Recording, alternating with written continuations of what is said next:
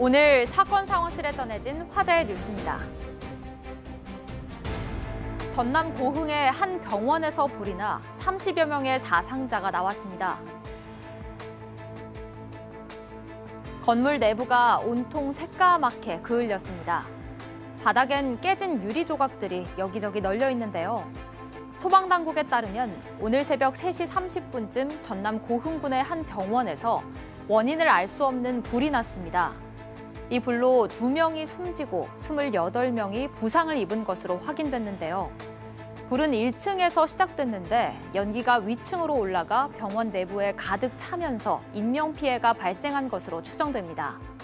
소방당국은 전기적 요인으로 불이 났을 가능성을 염두에 두고 정확한 화재 원인을 조사하고 있습니다. 9살 아이를 가방에 가둬 숨지게 한 계모의 또 다른 학대 흔적이 현장에서 발견됐습니다.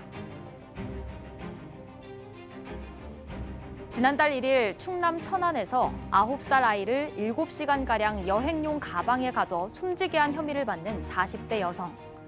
검찰의 공소장에 따르면 여성은 주걱 등으로 아이를 때렸을 뿐 아니라 좁은 옷방에 가두는 등 정신적 학대를 가했는데요. 검찰 공소장에 적혀있지 않은 학대 행위가 추가로 밝혀졌습니다.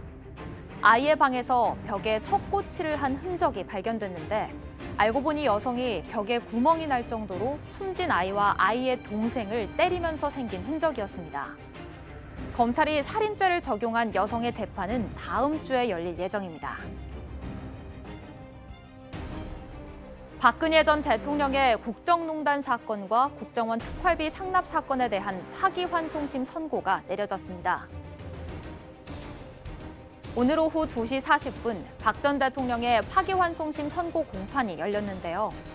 2017년 10월 이후 모든 재판을 거부해온 박 전 대통령은 오늘도 선고 공판에 참석하지 않았습니다. 앞서 대법원은 지난해 국정농단 사건에 대해 뇌물 범죄 형량을 별도로 선고하라는 취지 등으로 사건을 돌려보냈는데요. 법원은 이날 박 전 대통령에게 모두 합해 징역 20년에 벌금 180억 원과 추징금 35억 원을 선고했습니다. 재판부는 박 전 대통령이 대통령으로서의 헌법상 책무를 다하지 못해 국정에 큰 혼란을 야기했다고 지적했습니다. 박근혜 전 대통령의 국정농단과 국정원 특수활동비 사건에 대한 파기환송심의 판결이 나왔습니다.